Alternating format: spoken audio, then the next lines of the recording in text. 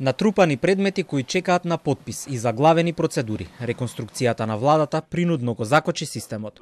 Освен дневно политички дебати, обвинување за корупција и лошо владење, дебатата на собраниската седница за разрешување на министрите и замениците и именување на новите ги заглави процесите во повеќе ресори. На почетокот на седницата пред десетина дена беа констатирани оставките на министерот и заменикот за правда, Тупанчевски и Нухију. Сега предмети за бесплатна правна помош, оценка на јавен интерес за донации, екстрадиции, кои може да се бројат и во стотици, чекаат на потпис на министер.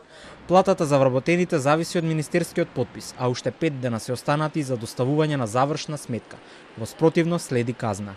Дури новинарските прашања се оставени на чекање, се реконструира кабинетот и нема кој да одобри одговор.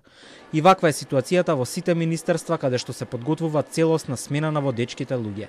На почетокот на седницата за реконструкција на владата беше констатирана и оставката на заменикот во здравство, неврохирургот Рендевски.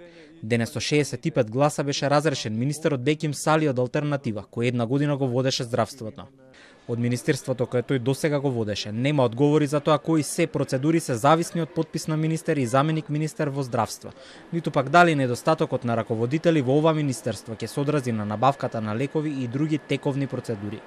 Овие дилеми остануваат отворени, заедно со прашањата колкава штета ќе донесе од долговлекувањето на собраниската седница за реконструкција на владата. Кој ќе плаќа за задоцнетата завршна сметка и до кога предметите кои чекаат потпис остануваат заглавени во фиока.